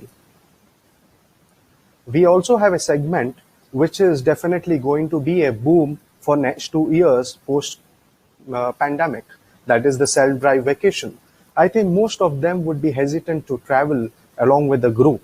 So the best way to pitch in for Canada is to offer it or a self-drive itineraries wherein they can travel within their family. So that is also a safety concern that will be taken care of when we sell this to our passengers. Going forward, yes, private is also going to be the main boom for next couple of years, wherein will have a chauffeur-driven car and with a small family, so that there is no tension of picking them the best itineraries for Canada. We also offer group tours, customized group tours, but yes, post-pandemic, there would be restrictions on the full-size coach. So probably we will have to re-budget all our budget group tours into the full-size coach. So the full-size coach would have a restriction to take passengers up to 26 to 30 passengers only. So we'll have to resize, recalculate all our budget tours for the group section. Offbeat packages, I think most of the itineraries have already been discussed by Carol in her couple of presentations. So what we do is, apart from the regular ones, we offer a lot of self-drive offbeat packages. So the one that is being seen on your screen is the Sunshine Coast that covers British Columbia and Vancouver Island. Then we have the lakes and shores of Ontario. Then we have the Atlantic Treasures, the beautiful destination which was covered in today's presentation. Then we also have Northern Lights and Tundra Buggy experience that happens in the state of Manitoba. Yes, winter is definitely picking up in Indian market. From last couple of years, we see a lot of passengers who are not hesitating to travel in winters as well. So definitely that is a good sign for us to cater for our passengers in winters as well. So we have 4 itineraries that cover Eastern Canada, the Canadian Rockies, and the British Columbia during winters. Rocky Mountaineer, it is a beautiful 2-day scenic train journey. So Rocky Mountaineer also has their signature brochure that is launched every year. So you can see few of them on our screen right now. And what do they offer? So Rocky Mountaineer, apart from the 2-day rail journey, they also offer more than 65 ready-to-sell packages with a combination of rail, land, and the cruise tours. What are the strengths? Definitely, this is going to be a key to confirm maximum sale into bookings. So what is Mazda has to offer to you all is we have direct contracts with the hotel and the coach companies. We have exclusive pricing. We have dedicated team in Mumbai and Vancouver. We have variety of rates. And the important thing is we also have an inventory with dynamic pricing. So these are the USPs of our company, and we are there on the same time zone. So the turnaround time is going to be much quicker than anyone else. We also value our partners, Rocky Mountaineer, John View, Mountain Park Lodges. We also have BAF Lodging and the Aurora Expedition. You can also follow us on the social media platforms like Facebook, Twitter, YouTube, and Instagram for our regular package updates and what is the trend in Canada. We have our head office based in Vancouver. As Carl said earlier, Mirno Shastri is our director. Unfortunately, he could not join us today. So he is based in Vancouver. We also have a dedicated team in Mumbai as well. So I take care of sales. We have Satish, we have Atul, we have Samir, we have Kasturi, Darshan, and Mandar also looking after the operations and reservations for our agents in India. Thank you everyone for your time. It was indeed a pleasure connecting with you all in this tough times, but definitely there is definitely a good time that is going to come for every one of us. So before we end, we would like to show a short video on what we can offer to our agents.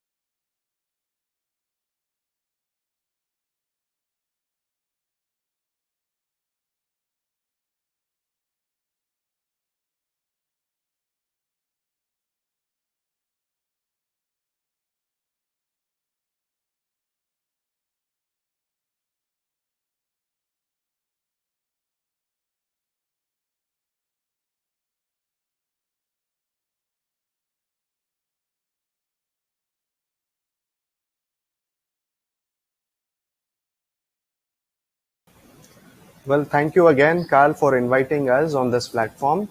Thank you so much. Thank you. Thank you, Mr. Apte, for the informative presentation. I am quite sure our audience must be confident enough in knowing the much more about Canada as a tourist destination today. I would first like to thank the audience for their response on posing questions throughout the course of the webinar.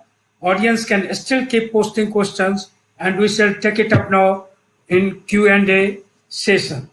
So we have the first question is for Mr. Pandya. Mr. Pandya, are you there?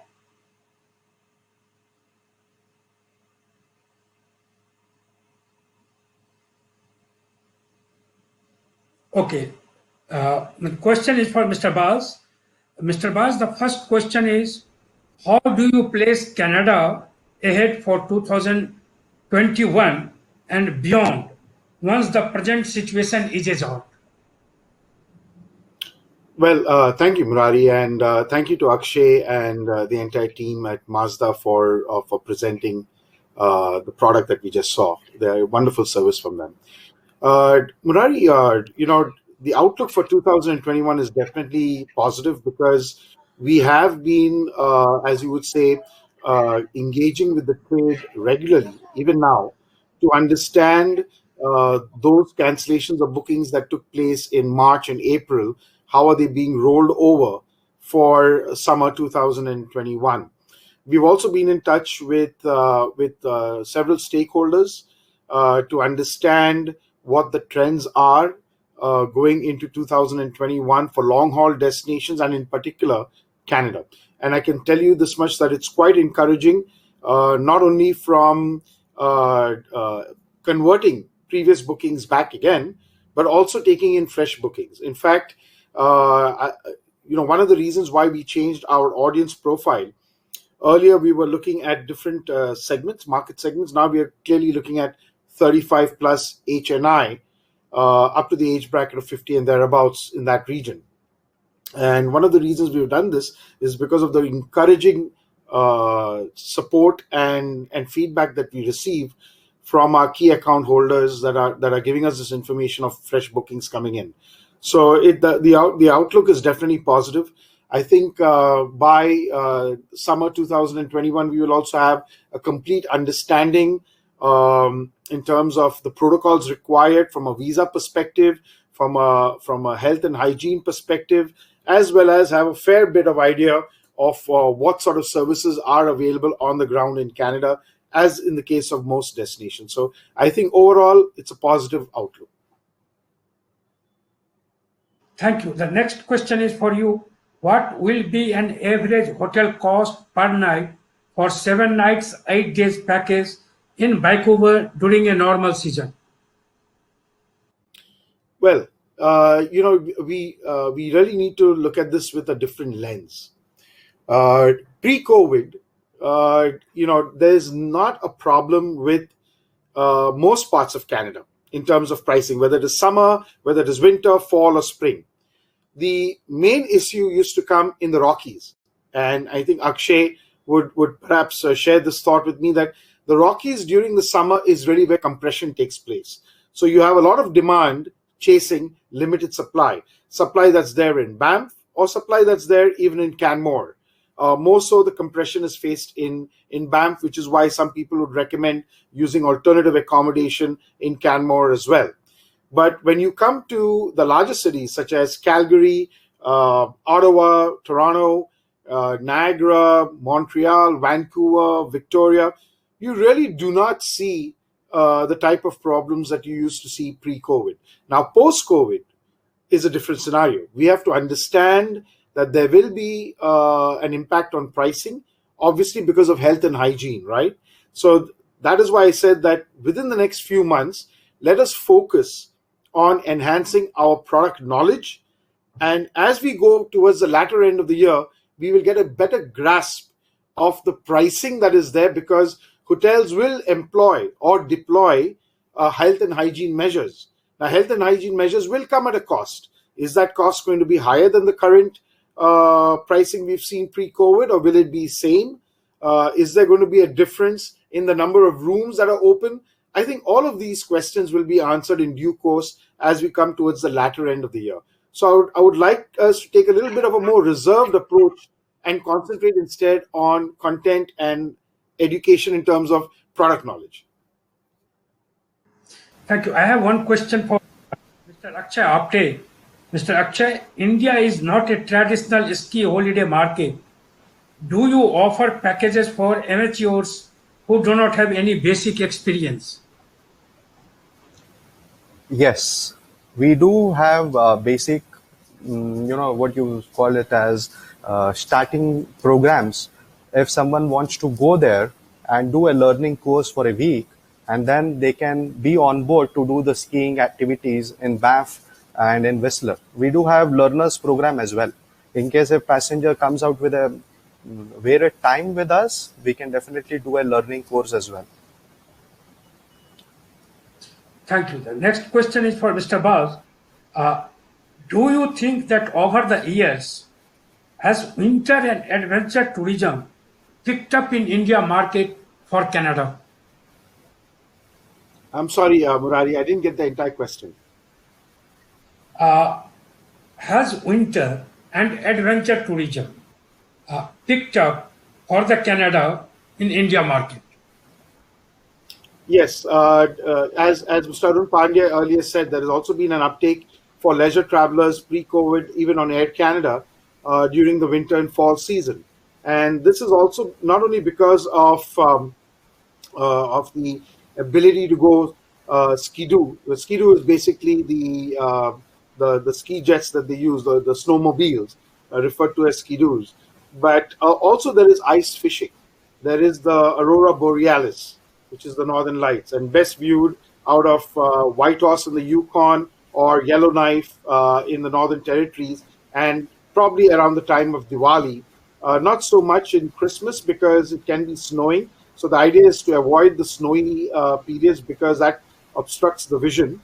So during Diwali, during end October through the entire month of November, and then Feb and March, even to some months of April. I myself have been to some of these destinations, and you can even see the Northern Lights or the Aurora Borealis even from Jasper, where the Rocky Mountaineers base and Mazda are the GSAs for Rocky Mountaineers. So on certain nights out of Jasper, you can even experience the Aurora Borealis, which I've seen with my own eyes. Now, having said that, coming back to your question on winter and the uptake from the Indian market, yes, I think the adventure part, driving, self-drives in winter. Last year, Murari, I did I did a self-drive during the winter, and I was cautioned that you need to be careful. In fact, I drove right through the Rockies into Jasper, Golden, and of course, even into Kelowna, Kamloops, Whistler, and Victoria. And I can tell you that it is not so risky in the sense that you need to have your wits about you, need to be careful in your driving. But what is important is that there are safety measures, and all vehicles that are available at the self-drive options, whether, I don't want to mention brand names or promote particular brands, but all of them that are available at the airport have winter-ready vehicles. And if they're not, they will prep them up. But if you're taking a large SUV like a Yukon XL or a Ford Durango, then, these don't require to be winter-ready. They're large SUVs with traction control. So, by and large, the entire concept of self-drives in winter is also taking off. That's my point. Yes, India is a market that's ready for winter tours as well. Thank you. Thank you so much. It's a very quite informative and insightful information shared by Destination Canada with the India market. I would like to thank every one of you for being a part of this informative webinar on Canada for adventure, and hope you enjoyed viewing the same and learned a lot about the adventure tourism potential of the Canada. This is Murari along with Destination Canada, Air Canada, and Mazda Travel Canada signing off for now. See you at our next webinar. Stay safe. Thank you.